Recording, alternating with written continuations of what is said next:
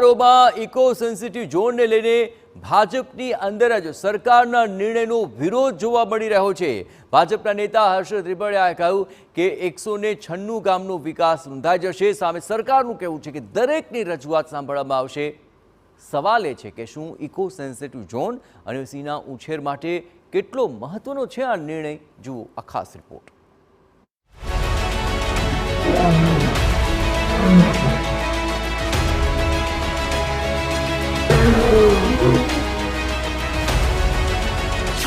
Eco sensitive ઝોનનો વિરોધ।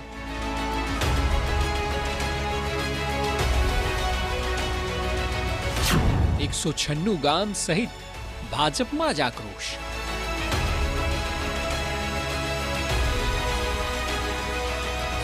ભાજપના નેતા વર્સેસ સરકાર।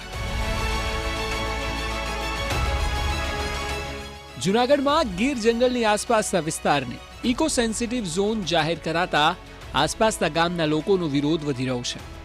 જૂનાગઢ પંથકમાં ઇકો સેન્સિટિવ ઝોન રદ કરવા માટે 196 પંચાયતો દ્વારા ઠરાવ કરવામાં આવ્યો છે। સાથે જૂનાગઢ કિસાન સંઘ, અમરેલી તેમજ ગીર સોમનાથ કિસાન સંઘના પ્રમુખો દ્વારા રજૂઆત કરવામાં આવી છે। જો કે આટલી સુધી તો શરૂઆત હતી, પરંતુ હવે સરકારના નિર્ણય સામે ભાજપના નેતા હર્ષ ત્રિપડિયા પણ ખુલીને સામે આવ્યા છે।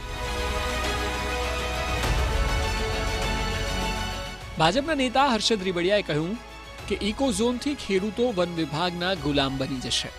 રોડ, રસ્તા, વીજ કનેક્શન સહિતના અનેક મુદ્દે મોટી મુશ્કેલીઓ ઊભી થશે। તેમણે કહ્યું કે જે વિસ્તારમાં ઇકો ઝોન લાગુ થશે ત્યાં તમામ પ્રવૃત્તિઓ માટે મંજૂરી લેવી પડશે। માઇનિંગ, ગેરકાયદે હોટલ્સ, પ્રદૂષણયુક્ત એકમો આ બંધ કરાવ તેનો વિરોધ નથી, પરંતુ અમારા વિસ્તારમાં એક પણ આવી પ્રવૃત્તિઓ ચાલતી નથી। ઇકો સેન્સિટિવ ઝોનના લીધે ખેડૂતોને ઊભી થનારી મુશ્કેલી સામેનો વિરોધ છે અને એટલે દિલ્હી સુધી આ વાત પહોંચવી જ જોઈએ। અને હું તમને કોમેન્ટમાં એડ્રેસ આપીશ, ત્યાં દિલ્હી એડ્રેસ ઉપર તમે મેલ દ્વારા કે એડી દ્વારા કરીને ત્યાં ઠરાવ પહોંચાડો।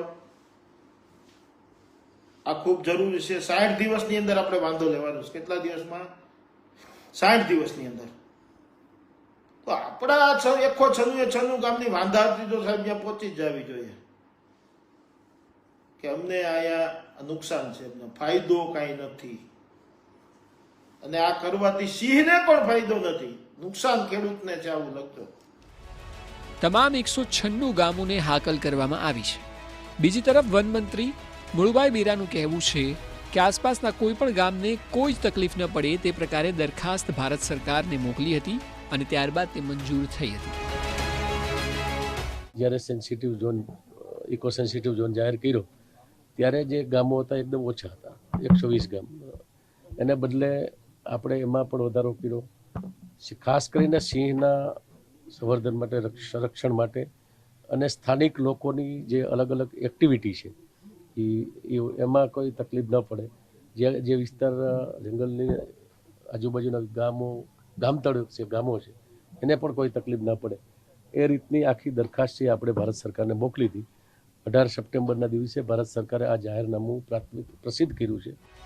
જો કે ભાજપ તરફથી જ હર્ષ ત્રિપડિયા અને અનેક નેતાઓ નિર્ણયનો વિરોધ કરી રહ્યા હોય ત્યારે વન મંત્રીને તેમના વિશે પણ અમે પૂછ્યું। મંત્રીએ કહ્યું કે તમામ લોકોની મુખ્યત્વે બાબતોને સાંકળી લેવામાં આવી છે, છતાં પણ કોઈને તકલીફ હોય તો રજૂઆત કરી શકે છે। અત્યારે ત્યાં આજુબાજુના વિસ્તારમાં ગીર સોમનાથ, અમરેલી જિલ્લો છે, એ આજુબાજુ વિસ્તારોમાં ત્યાંના જે પ્રતિનિધિઓ છે કે કોઈ જે માજી ધારાસભ્યો એ પોતપોતાની રીતે એને આખો ડ્રાફ્ટનું અભ્યાસ કરી અને એને પોતે જોયું હોય તો આ વખતે જે દરખાસ્ત કરી હતી એમાં બધી જ ભાષાઓ છે ધ્યાનમાં રાખવામાં આવ્યા હતા। છતાંય એની કોઈ રજૂઆત હશે તો અમે એને ચોક્કસ એમાં રજૂઆત લેખિત કરી શકે છે અને 60 દિવસની આ હિયરિંગ જેવું જ છે અને કોઈનો પણ વાંધા સૂચનો હોય એમાં જો જે હશે એ ચેક કરી અને આખરી જાહેરનામું બહાર પડશે। આ તરફ આપને સવાલ થતો હશે કે આખરે ઇકો ઝોનનો વિરોધ કેમ થઈ રહ્યો છે? તો ઇકો સેન્સિટિવ ઝોનથી અનેક મુશ્કેલીઓ ઊભી થશે તેવું સ્પષ્ટ ગામના લોકોનું માનવું છે। જમીન બિનખેતી કરવામાં ઇકો ઝોન નડતર બનશે। ઉદ્યોગ અને વ્યવસાયમાં રૂકાવટ આવી શકે છે। અનેક કારણોને લીધે ગામડાનો વિકાસ રૂંધાઈ જશે તેવી પણ ભીતિ તેમાં સેવાઈ રહી છે. વન વિભાગ ખેડૂતો પર હાવી થઈ જવાનો ડર પણ હવે ખેડૂતોને લાગી રહ્યો છે અને એટલા માટે તમામ બાબતોને લઈને વિરોધ થઈ રહ્યો છે. તો પછી સવાલ એ છે કે આખરે ખેડૂતોની અહીં માંગ શું છે? ખેડૂતોની માંગ છે કે અગાઉ જે સ્થિતિ હતી તે જ સ્થિતિ યથાવત રખાય. ઇકો સેન્સિટિવ ઝોનમાંથી ખેડૂતોને મુક્તિ અપાય. ખેડૂતો સહિત ગામડાઓનો વિકાસ રૂંધાઈ શકે છે. ખેડૂતોને ખેતરે આવવા જવામાં મુશ્કેલી પડી શકે છે.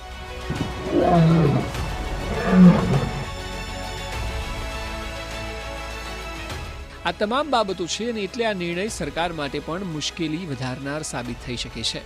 સવાલ એ છે કે તો પછી આગળ જતા શું થશે? સરકાર પોતાની વાત પર અડીખમ રહેશે તો 196 ગામોના લોકોની લાગણી દુભાશે અને જો નિર્ણય બદલશે તો સિંહ સંવર્ધન પર ધાર્યા પરિણામ હાંસિલ નહીં કરી શકાય.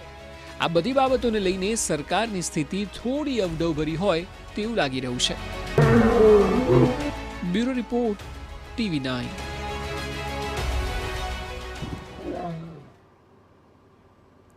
સુરતથી સમાચાર